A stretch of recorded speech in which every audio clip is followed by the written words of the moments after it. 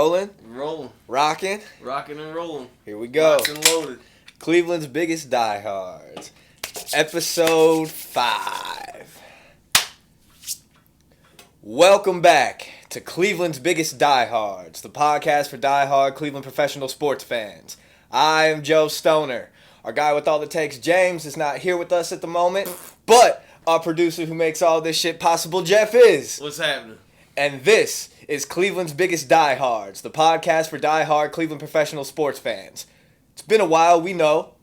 Taking care of a lot of business. It's the summertime. Taking care of a lot of babies. Hey, our guy. Clap it up. Let's give it up for Jeff.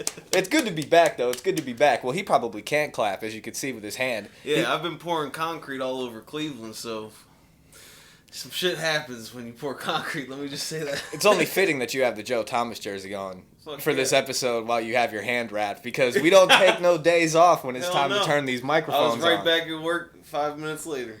But like I was saying, it's the summertime. There's work to be done. There's cold beers to be drank. There's Guardians games to be watching. And boy, oh boy, these Guardians, man. Tell me about these Guardians, man. Well, going into this weekend's matchup with the New York Yankees. Oh, happy 4th of July, everybody. We're recording this the Friday before, so hope you're drinking responsibly and shooting off your fireworks responsibly, because you know, we want everybody to be safe. Yeah, but don't show up at Monday with one of these. Yeah, don't Jason Pierre-Paul yourselves this weekend, everybody. But the Guardians have won 7 out of their last 8 series entering this weekend's matchup with the Yankees. Damn. They went 7-2 during their road trip before they came back home and played the Red Sox last weekend. They swept the Colorado Rockies. They took 2 out of 3 against the Dodgers and took 2 out of 3 in Minnesota before they came back home and got swept. But this week, we took 3 out of 5 games against the Minnesota Twins, and we're a game out of the Central Division. And if you've been living under a rock the last 2 days, that's me. Josh Naylor hit a walk-off home run in the 10th inning. And the man that wants all the smoke, when he got mobbed at home plate, Tito Francona put a batting helmet on, and Josh grabbed his head and headbutted him. Oh, yeah, I did see that. Oh, it was the funniest shit ever, man. I love watching it live because you just hear Josh Naylor go, fuck, fuck, fuck yeah. But fuck Minnesota, man. I was actually there for the day-night doubleheader. I went to both those games, man. Bro, it was fun. I went by myself. Got there like 10 minutes before the gate opened, which was perfect. As I've stated on this podcast before, I hate waiting in lines. So I got there a little early, got right in. It was really the first time I've ever been to the ballpark where I didn't really have to get my arms pulled in like different directions, where it's like you could just do whatever the fuck you want. Yeah, usually it's like I want to go to the gift shop, or I need something to eat, or it's time for a beer. Well, that's usually me. I'm usually the guy that wants it ready for the beer. So I was like, you were Miss Independent though. Right? Oh, dude, it was great. It felt great. So I'll just walk through the day, because you know James isn't here and to give us back the stats. So, but this is nice though. Oh, and everybody get on Twitter. Like, I ain't really been on Twitter, but get on Twitter and hit up James. Fucking tell him to get himself a fucking microphone. Oh yeah. At James_CBD. Tell that motherfucker to get it together. I literally told this dude I would send him some money to get a fucking mic, and he's like, "Oh, I got it. I just been lazy." So we stated he was moving. I think the Florida sun is poisoning that boy's brain. He's got a little too much vitamin D, huh? So I walked in, and I was like, all right, well, I want to get some rally drums, obviously. So the only place to get the rally drum in the stadium is at the Great Lakes Bar. Mm-hmm. So I was like, all right, let me go over here. Let me go get this rally drum. So I go get the rally drum, and I've still got like an hour to kill, right? I said I got there just a little bit early, right when the gates open. So I'm like, you know what? I've never been able to go to Heritage Park and actually take it all in, look at it, because I'm usually with people that just gotta get to our seats. The game's about to start. That, or let me take pictures of everything, and then just get out of here. So I went there. I spent like a half hour just taking it all in, reading everything. I didn't take any pictures because, like I said, I wasn't gonna be that stunad that was just there to take pictures and leave. So just living in the moment, man. I took 30 minutes out of there. I still got about 35 minutes till first pitch. I'm like, you know what? This rally drum's about halfway. Let me go get a couple more because, like I said, the only place I was sitting in the bleachers. The only place to buy them in that Progressive Field is at the Great Lakes Bar behind home plate. How far is that from the bleachers? Oh, dude, across the park. Oh, yeah. Because so it takes bleachers are in left center, so home plate, it's a walk. Either way. So I go back, stand in line, and there's this group of older people in front of me, 2 couples, and the one woman was going, I'm getting a rally drum to drink, and the one older woman was like, well, what is that? And they're pointing at the sign, and when she said, what is that, I just looked at her with mine, and I go, delicious, and I do this. Great podcasting, by the way. Subscribe to the YouTube, Cleveland's Biggest Diehards. Do they pay you? Who? Rally?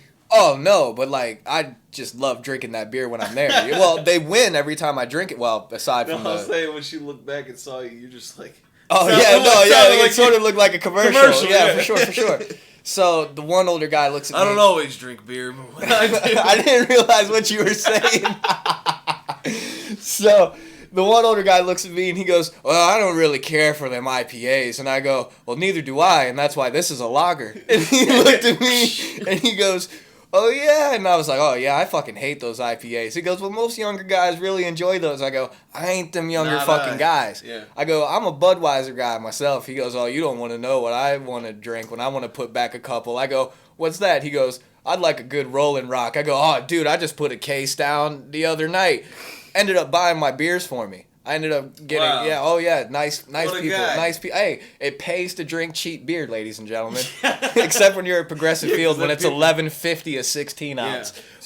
It ain't as bad at First Energy. So I get to my seat, and it's my first time in my life sitting at Progressive Field where I had front row in whatever section I was in. And I was sitting in the outfield. I was in section 184. And I was sitting in the front row. What an experience. It's so different, dude, when you don't have people, in front of you, getting up and, looking at heads and, trying to move around. Went to that game, there's always a fucking group of, 17 people. And they showed up there's always a fucking dickhead at first pitch. But, and we did go to a game recently. It's been a while since we were, me and Jeff did go to a game. Then, yeah. Go ahead. But, they got, dude comes back with hot dogs. He's literally got a bag holding it like this. Like literally probably the bag that all the buns came in. And he's like, all right, who wants a hot dog? It's like he's got 17 hot dogs. Each person could get one. So why are you asking? He's like, hey, Darcy, you want a hot dog? And I had my hand up and he just kept ignoring me. I know we're back here famished. I want a fucking hot dog. I'm hungover. All we had was beer all day. We need a fucking something to soak it up. I'm hungover. It's a Sunday. Yeah. But, I was telling you about the anecdote I wanted to bring up. So I'm getting through the game, and I'm like, man, oh man, it's hot as fuck. It's still the first game. And I'm like, man, I really don't want to walk back all the way over there. So I got a tall Miller Lite. Yeah. And I Budweiser guy through and through. I've been really surprised at how good the Miller Lites have been tasted lately. And it's just a coincidence that I showed up to our producer's house and these were in the fridge. I couldn't believe it. Lighter, hilarious. As my guys at work say, I be drinking them Bud Heavies. And, after a while, you just need something light. Hell yeah. I told you we're getting older here. I've been catching myself going to the store getting Bud Light cases anymore. Yeah. I don't know if I can do that yet. But. So the guards won that game. The first game that I went to. I mean, it's always cool to watch them. The Gardiac kids, man. The Gardiac kids. I saw you say that. I love it. Shout out GV Art for coming up with that shirt. Oh, they came That's up with GV Arts. Okay. They're coming up with the Gardiac kids. Of so shout out. Did. Man, they're fucking with the shits. Dope. Shout out them for the Gardiac kids slang. I'm gonna keep using that because that's really what this team is about.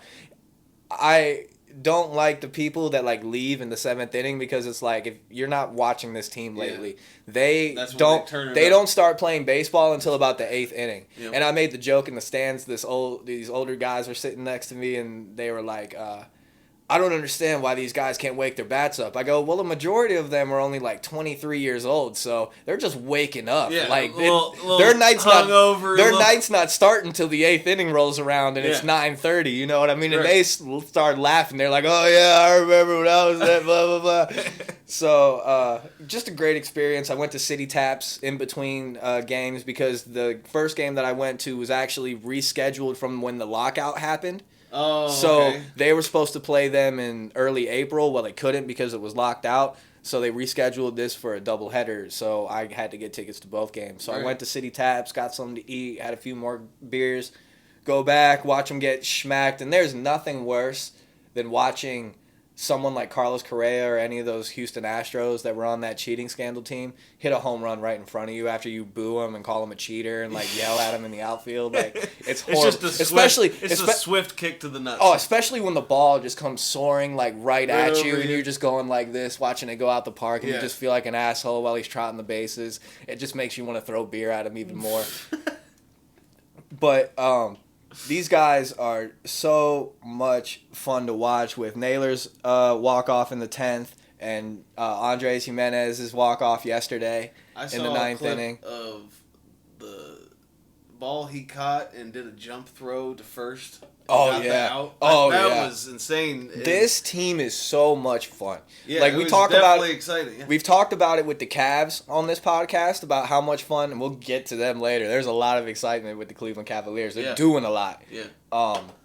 But it's also you're starting to see that with these Cleveland Guardians, and it's so refreshing to see because with the name change, with the rebrand, they're starting to brand themselves with the Guardiac kids being dawned on them. Like these dudes, season one, it's great to see, but that's just Cleveland baseball. That's the magic of Cleveland baseball. Cleveland sports, and I want to say to all these older people that keep telling me, I'll give you an example. I'll give you a story. I was at breakfast with my mother recently, and I won't name the restaurant we were at, but when we were getting up to go check out, I was standing there and I was talking with one of the people that were checking us out, and he was like, well, what do you got planned for the rest of the day? And I said, well, not really anything till the Guardians come on.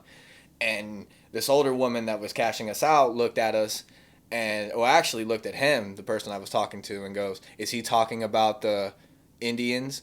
And that's a dollar in the jar, but I had to say it for the story. Yeah. And I thought you were gonna bleep yourself out. Well, I was like, you know what, for the integrity of the story. She goes, is he talking about the Indians? Yeah. And I look at her, I go, no, I'm actually referring to the Cleveland Guardians because that's what they are, and that's how they're playing. Yeah.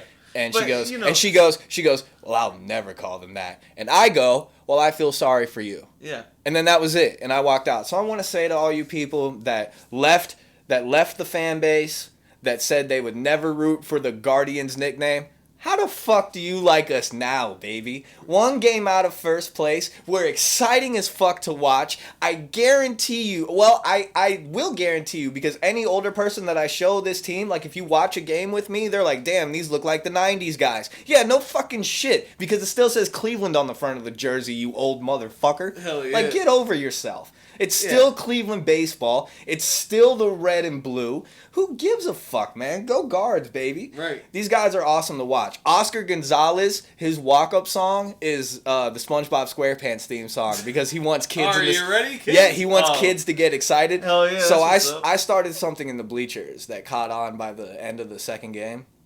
When he came up to bat and you heard the "Who Lives in the Pineapple Under the Sea," I go, Oscar Gonzalez. Oh, so by the middle of the second game, when he came up to bat, "Who lives in a pineapple under the sea?" Oscar Gonzalez. Yeah, it was dope. So let's try to keep that rolling. I think he'd think that's pretty cool. Hell yeah, man. But he's got a cannon, bro. This dude has thrown out, I think, 3 or 4 cats from right field to home plate. Yeah. Like, he'll just grab the ball and wham on a laser, bro. Like, dude's insane. Pop said he reminds him of Ken Griffey Jr. Wow. Like, the way that he stands, the way that he bats. And our boy our boy Stephen Kwan is on a fucking tear, dude. Ever since he got put into the leadoff role, our dude's been tearing shit up. He had a 4-hit game the other day, and so did Ahmed Rosario. Damn. Ahmed Rosario, in the month of June, had, I think, over 50 hits.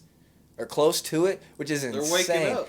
Oh, dude. But Jose Ramirez is a little bit of a sleep. But that's all right, man. That's our guy. But, I mean, that's what you need is for the rest of the team to step up when your lead guy's not playing so hot. And Tito's been trying to stress to the guys when I'm listening to the interviews on the radio with Tom Hamilton, that Tito does. Yeah. He's like trying to express to the guys, listen, it's fun to come back and win. Like, that's all dandy. But isn't it nice to, like, have the lead at the beginning of the game? Like, we can't just keep doing this. but they don't quit.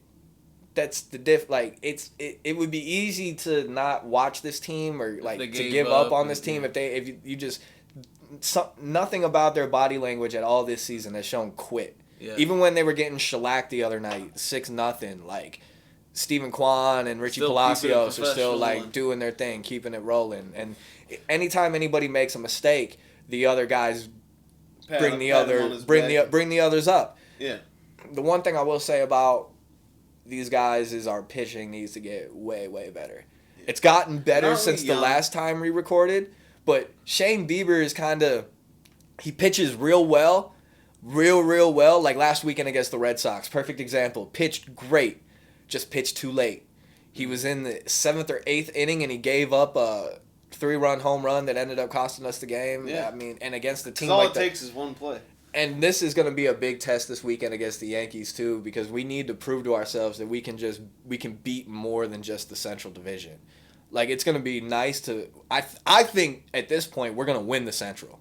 I think the Guardians are going to win the Central Division. Yeah. I think they're going to pull it out because the White Sox are horrible. La Russa, I think, is going to get fired by the All-Star break. I think Tony La Russa is going to get fired.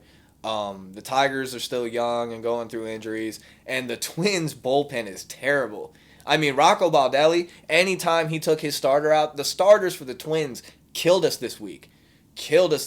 Each and every one of the 5 guys that took the mound killed us this week. Yeah. Then he put the bullpen in, and then here come the Guardians rallying back.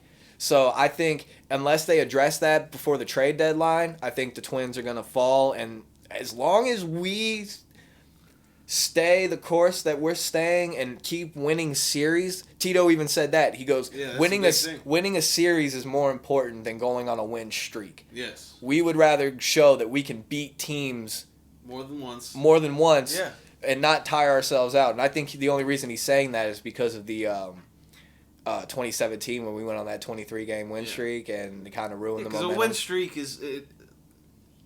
it looks great on paper, but it's not everything. It's great for the fans, but for the guys, it drains them. It wears them out. And for a young team like this one, I think certain losses and getting blown out will be good for them because sometimes when we get beat, it's just situational baseball that I don't think it's different in the major leagues and the calls are different. But what's nice is to see these guys believing in each other, believing in Tito, believing in their coaches. Excuse me. But Austin Hedges, our day-to-day catcher, went into concussion protocol. Oh, really? So we traded for Sandy Leon, who we actually had on the spring training roster, and traded him to Cincinnati, or cut him or something like that, but now he's back, so he's been playing recently. Oh. And Luke Maley, the throw-out king, dude can pick off anybody from behind the plate. I've seen this. Wow. This dude is got a laser. Where's he from? I don't know where Luke Maley is from, but, I mean, he's a young motherfucker. We've got, I think the average age is 26 years old on this club. That's what I'm saying. We're young. I'm about to be 26 in about 2 days. Oh, yeah. Happy birthday, Jeffrey. Happy birthday. But there's a few things that still need done. So it's nice to hear you say that's young, because I'm feeling old. Oh, no, yeah. Well, I feel old, but in older terms, we're still young bucks. Yes. Just like these Cleveland Guardians. There's still some things that need... Oh, Fran Meal Rays. That brings me back to the breakfast I had with my mom. Oh, yeah. Like me and James addressed, we took our mother to the Mother's Day game where they ended up beating the Toronto Blue Jays, which was awesome to watch. She got to watch Jose Ramirez's helmet fly off as he ran to third base on a triple, which she loves watching that. So... I ended up having one too many at that game, and if you follow me on Twitter, you know how I feel about Fran Mil Reyes. He was up to bat, and I was really upset with the guy at the time, and James looks at me and he goes, tell you what, if he hits a home run, you have to go buy a Fran Mil Reyes jersey. And if he gets a base hit, you have to buy a jersey. A jersey? A jersey. Yeah. A jersey? A t-shirt jersey. Oh, okay. You never heard the term jersey before? Yeah, it says Guardians with... That sounds like some new age shit. So, guess who has a Fran Mil Reyes jersey now? Yeah, this guy. Yeah, he ended up getting a fucking stand-up double. So, I was sitting at the table with my mom at the breakfast we were having recently, and she goes, quote, "I still can't believe you bought that. Why did you buy that? You paid too." She didn't pause, by the way. "You paid too much, whatever it cost you. You need to quit drinking so much at those games, boy."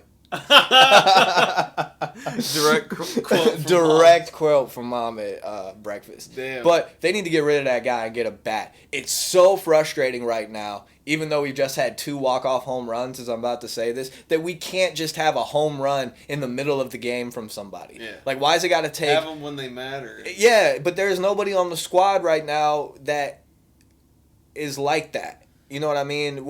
Which is fine. We're winning. We're doing... we're playing old school. We're playing old school baseball, man. Right. Base hit, base running, and that's sort of why we're winning. Is because the game is not like that anymore. These pitchers aren't really used to having guys on base all the time. Yeah. You know, like the pitcher's not used to going from the stretch having a guy on third and first. They're used to just having one guy maybe behind them, but that's it. The Guardians sometimes they load the bases up. Yeah. But they leave them stranded. A lot. I was just about to say. I can't tell you how many times, because I don't watch a lot of baseball, because I mean, one, I don't have time. But no, that's fine. That's why you're here though, because you're like talking to the listener that doesn't know much. Right. Yeah. You know what I mean? Because I will say every time that I catch a game, there's at least one point where the bases are loaded and they don't do nothing with it. And we can't start a game unless we're down 1-0 at least. It's the most frustrating shit in the world. The most frustrating shit in the world. Can't start without being touchdown down. We'll talk about the Browns later too, but I think we're coming close to that beer break maybe, where we transition to the next sport. But these Guardians are fun. I love watching them. I can't wait to go up and watch more games because Progressive Field is back. I mean, it's back. I was on here talking about, I think, the first episode that they weren't doing much with fan interactions. Oh, we'll finish here. Why the hell can't my guy Mustard get a win? What? My dude Mustard. What is going on? I love Mustard on hot dogs, brats. I blame Andre Knott of Valley Sports Great Lakes. Why? I think Andre Knott, because he put a hex on him? He's a ketchup guy. Andre Knott's a ketchup guy. You know, he's got a leg in the race. And James don't give a fuck because he's Team Onion. But I just have you seen that Twitter account that counts? Did Mustard win today? And it just says no. But all different types of ways. But the hot dog thing has really boomed. Like, it's back. Mm-hmm. I think it sort of died for a little bit, but because of COVID.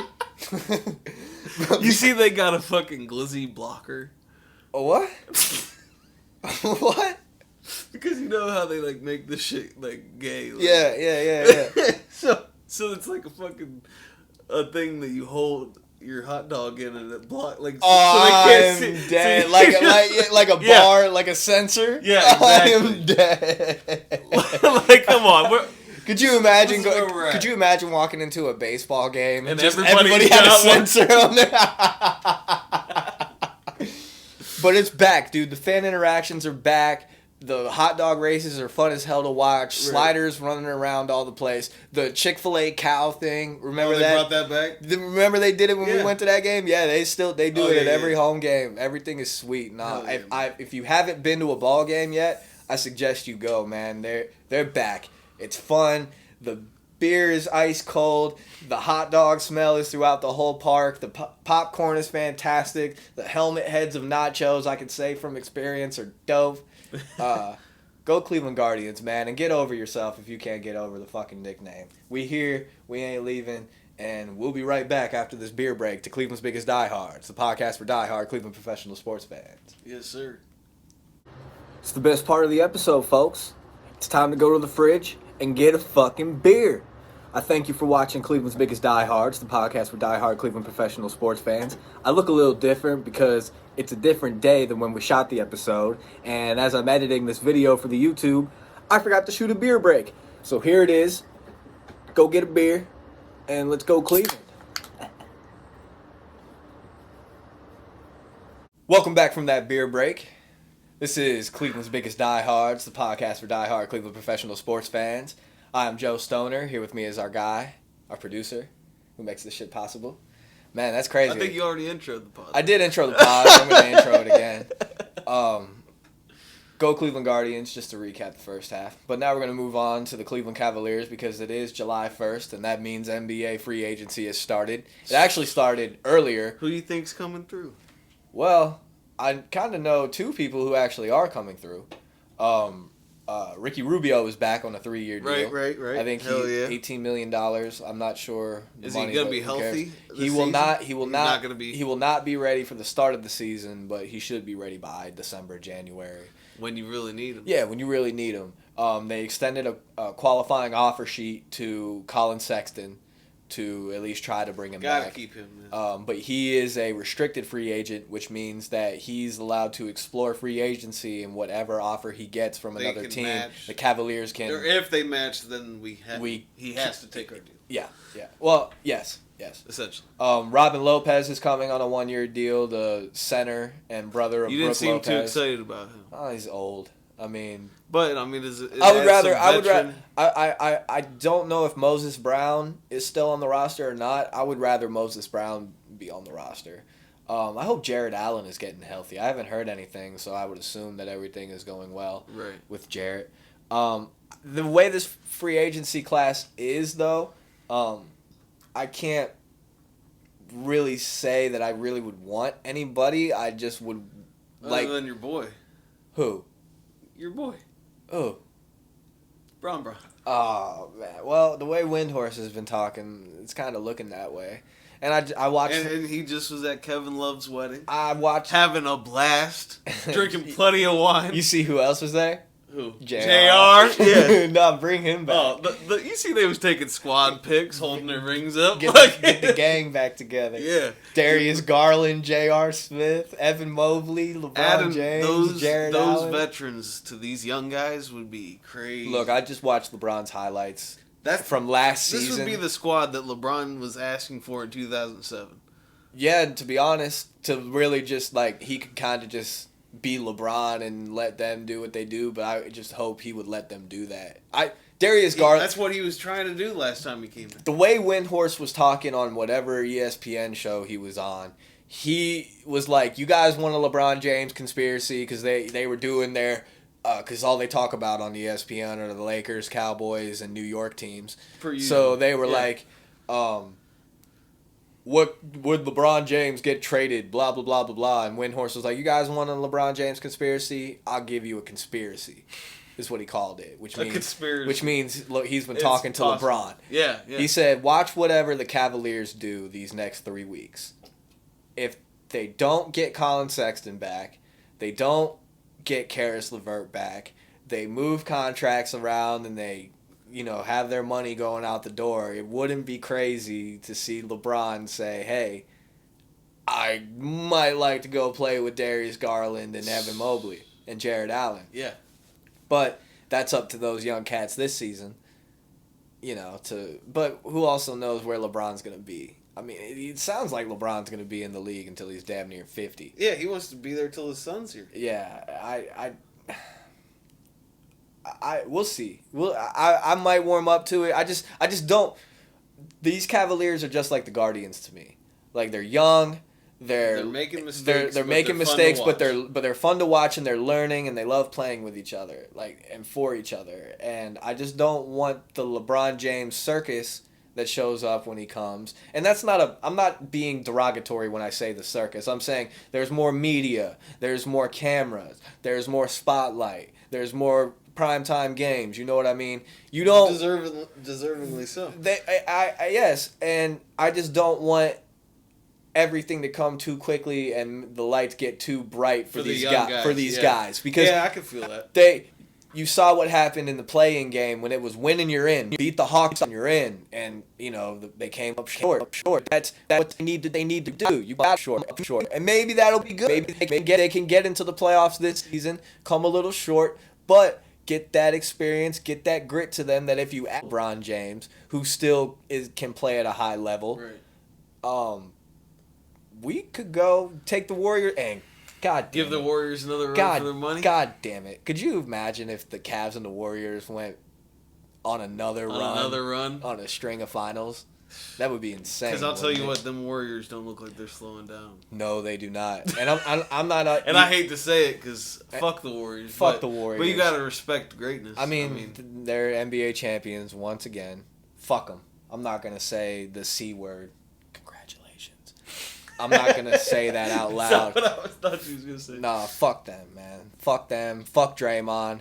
But did you hear what Draymond Green said about Cleveland when he was talking about Boston? Because when Boston was doing their "fuck you, Draymond," he was like, these Bostonians ain't got shit on Cleveland. Yeah. He was like, them Cleveland motherfuckers were getting personal with it. No, but I seen he said something about, they asked him, would you rather play this Boston team or LeBron James? And they were like, y'all gotta put some respect on LeBron. Oh yeah, yeah. No, I agree. The last episode, we also had a few too many beers, but yeah, man, usual. I just don't want, like I just state, I just don't want the team to get overthrown again. Like when he came back, and then Kyrie goes, and like 2018. 2018 was a shit show. We started the year with Isaiah Thomas, who didn't even play, and Dwayne Wade. Yeah. Like, what the fuck was going on? What was happening? What was and then they had a whole new team. Derrick Rose was on the team. Yeah, remember? Yeah. At the beginning of that season, we had a different. And then they traded half the team away in the middle of the year, and LeBron still took them to the finals. Yeah. But I just don't want that to happen again. I think that's why because the last impression I had of LeBron, the last thing I seen of him, it was just a revolving door. It was a revolving door. But that's how it was at the end of the first time he was here in 2007. He was your constant, and everything else was going. I don't want that to happen again. But there's some new young talent. We'll talk about the draft, the Cavaliers draft. With the number 14 overall pick, they took Ochai Agbaji out of Kansas.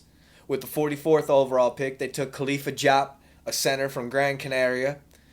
At the 44th pick, they took, I put 44 because I was going to find out what, that's so funny, Joe. I'm going to take you into my brain on the notes that I have. Everybody's picked 44 because I was going to go back and do this when we were supposed to record last week or the week before, and I never went back and did it. So you have no idea when Khalifa Diop was not picked at number 44. He was picked in the second round, and he's from Gran Canaria. In the second round, we also took Evan Mobley's brother, Isaiah. Really? Isaiah Mobley is now a Cleveland Cavalier. Wow, that's cool. Good and for them. Luke Travers from Perth, which is a country in Australia, I believe. Some overseas guys. And he's a guard. So we have Ochai Agbaji, who's a wing, which means he could play, top, bottom, either side of the floor, which is what we need. A lot of people don't like him because of his age. He's 21. Yeah, believe it or not, there's a lot of people that dock him. Young guys. He's a national champion. He just won the national championship with Kansas, and I believe he was the player of the tournament, if I'm not mistaken. Wow. So he's a 4-year guy. I think he graduated. Excited to be in Cleveland. Kansas is excited to move on, and pumping him up and shit. And I think it's going to be cool to kind of see Isaiah play with his brother again. That's pretty because dope. They were pretty dope when they played together, and they're going to look super dope in those new jerseys that they're going to get. Oh, yeah. Because they have a new sponsor, and gold is back. Have you seen Who's the new sponsor, though? I saw the gold. Cleveland Cliffs. Man, Cleveland Cliffs is the new sponsor. Goodyear. The Goodyear logo looked perfect on our uniform. Perfect. Like it would, like it just needed to be there. Flying J's. Yeah, it just needed to be there. Like it was so sweet. But Cleveland Cliffs now, and the logos have changed. For those of you that haven't seen, the navy blue is no longer a part of the color scheme. It is just wine, gold, and black. So, which is hard. Our uniforms are going to get a tad bit of an overhaul because you got to get the navy out of everything. Right. And they've got a jersey coming out this month now that it's July, and I think we're getting a gold jersey. Oh. I think we're getting a gold jersey again. That'd be hard. So the Cavs are buying into the fact that they are starting to become contenders again, and Kobe Altman keeps pulling them strings, and hopefully at some point we do something that makes us locked in at that top spot, because Kevin Durant has asked for a trade. Right. Kyrie's come on to Cleveland. All right, so you don't want LeBron, but you want KD? Hell yeah. Hell yeah! feel like and this is going to be bad for me to say as a Cleveland Cavalier fan, but I'll take Kevin Durant over LeBron James 10 days to Sunday, brother. Wow. At this point, right now, I'll state that at this point in their careers, I'll take KD all day. KD all day. I don't know. All day. I don't think he'd ever come to Cleveland though. I don't think there's no way. Yeah, I don't know. He might not. I mean, he might to play with. I mean, he went to Brooklyn.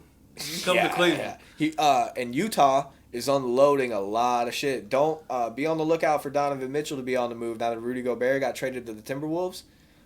They might be looking to rebuild at the moment. Mm-hmm. They're looking to unload all them big contracts, and I know Donovan Mitchell just signed everything that he signed recently, but don't always mean everything. The way that the leagues are going,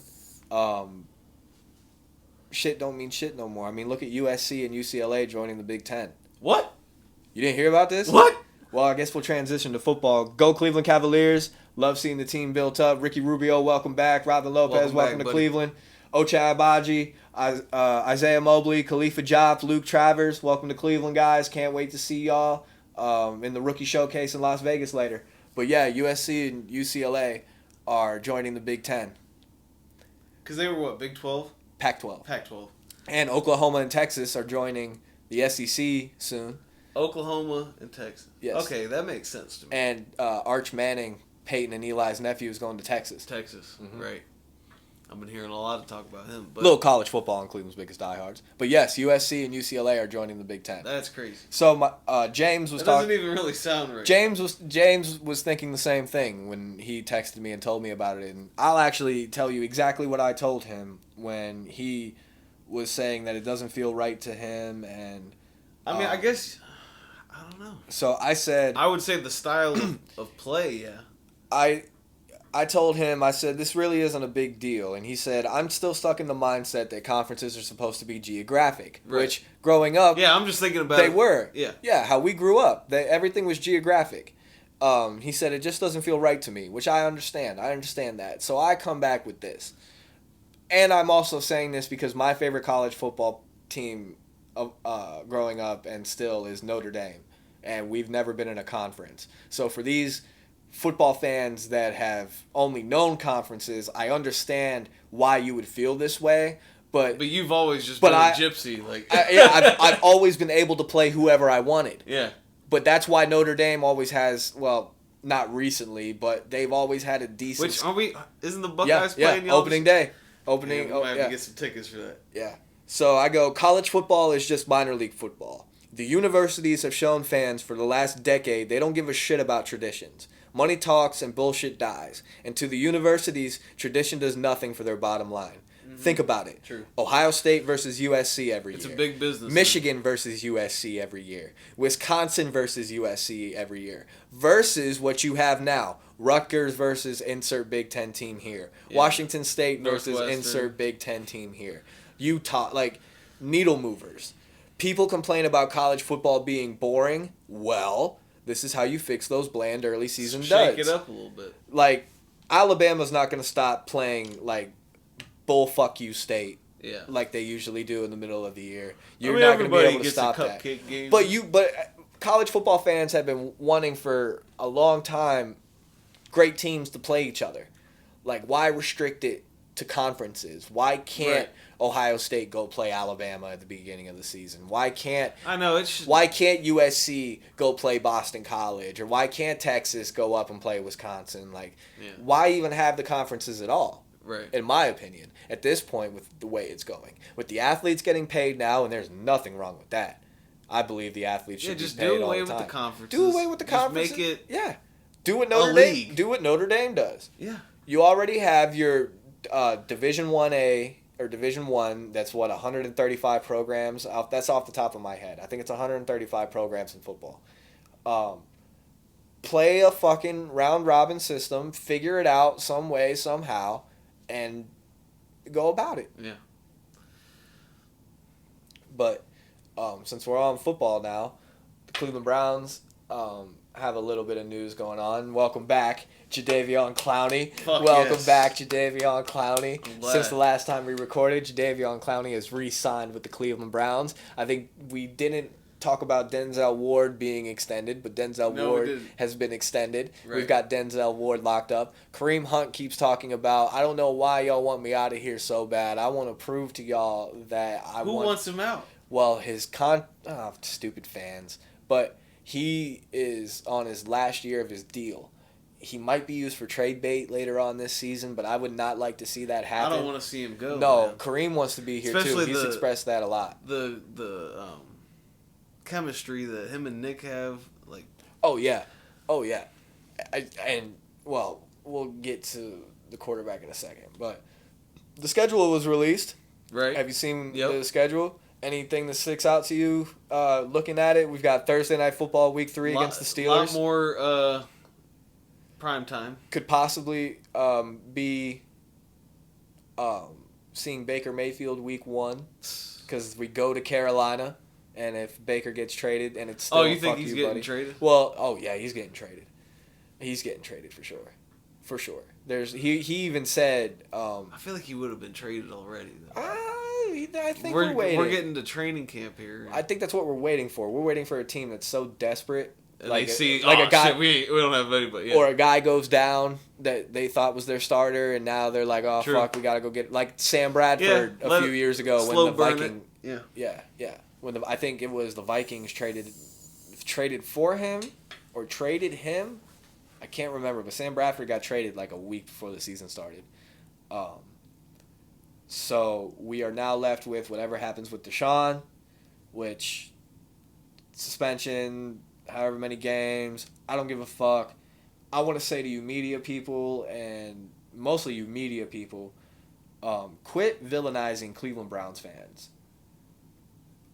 And quit villainizing the Cleveland Browns fans specifically that aren't really defending Deshaun Watson, that are just defending their team. Because I didn't trade for the guy, he didn't trade for the guy, James didn't trade for the guy. We're going to be fans no matter what. We're fans no matter what. Like when Jacoby Brissett walks out there, we're going to be the biggest Jacoby Brissett supporters you done ever seen. Because we're ride or die Cleveland Browns fans. And a lot of people are talking shit right now because I know it's a slow sports news cycle thing and nobody wants to talk about baseball because everybody thinks baseball is boring, which fuck you people, man. Nah, man, fuck you, dude. Baseball Unless is so I'm much at the fun game to with my boy, I'm not. I can't. I love baseball. Yeah. But people are trying to start shit and saying, oh, well, if Deshaun's not playing, then who do they really have? Well, they forget about Myles Garrett. They forget about David Clowney. Amari Cooper is on the roster. David Njoku's on the roster. It's a prove-it year for Donovan Peoples-Jones. I mean, this squad is going to be the factor into whether or not that new stadium gets built. Yeah. Have you heard about that? Oh, yeah. What do you think? I like First Energy. I don't want to see it move from the lake. Mm-hmm. What do you think about the dome? I feel like they've been talking about a dome for years. Put a fucking dome on the stadium we have. The stadium we have is... I mean... I would love to have a Super Bowl in Cleveland because of the revenue it would bring and like. And don't you have to have a dome for that? You have if you're in a climate like ours, then yeah, you're gonna have especially to. Especially during the winter, yeah. Yeah. But I also don't. I'm also a football purist, so I don't want to see that happen. I would hate to see that happen. Have a dome in Cleveland. Yeah, and I agree. And I agree with you on the lake. Yeah, I think they should keep it on. I think they should keep it on the lake. Yeah, just keep it where it is. $1 billion though for that, and the Haslam said that they have like no interest in that, but they wouldn't have. This rumor wouldn't have come. This is just trying to get Cleveland. They had to have looked into something, This doesn't happen if the team stinks. Okay. True. And this is all going to be on whether or not we can get it to the Super Bowl. Because Browns fans have seen we haven't, but they've seen AFC Championship. Right. If you want the city of Cleveland, we saw a round one win. If you want the city of Cleveland to pay for that stadium, the city's gonna have to see the Super Bowl. True. To get fans on board, to get that tax and all that stuff. If they do, though, they got to change the name back to Cleveland Browns Stadium. Don't sell it to a sponsor. Right. Don't sell. But I mean, fucking this. Well, they need to change. They need to change it from First Energy, and I think they already said that they were going to do that. What, change it back? I think that's what they were talking about. I would love to see it be Cleveland Browns Stadium. Because I used to love that. Why does Cincinnati... We were the only team that didn't have cheerleaders and didn't have a sponsored stadium. Oh, why does Cincinnati get to have Paul Brown Stadium? Like... Fuck Paul Brown, man. Oh, yeah, fuck Paul Brown. That's only because... The founder of the Cleveland Browns. But, no, that's only because... No, yeah, just because fuck Maslin, man. Yeah, for sure. But we're getting into training camp coming up at the end of the month. Football season's right around the corner, brother. It's creeping up. Football season's right around the corner, brother. It's July 1st, dude. Sundays. It's time for two-a-days, baby. Oh, it is time for two-a-days. I can't wait, dude. I can't wait for football season. I can't wait to go to more Guardians games. I can't wait for the Cavaliers to start rolling, and I can't wait to be back in the Muni lot. Oh, dude, and I can't wait to have James back on the podcast. Right.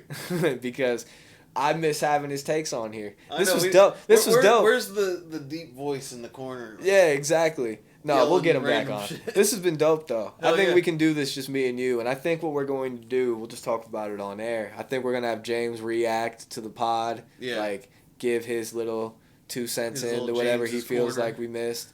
But we'll have him back on. And I think this is where we're going to cut it. This has been episode 5. I've had a lot of people ask. That's crazy. We got 5 episodes. Yes. Hey. Yes. Hey, cheers. Brother. I've had a lot of people ask me when we were going to get back to it.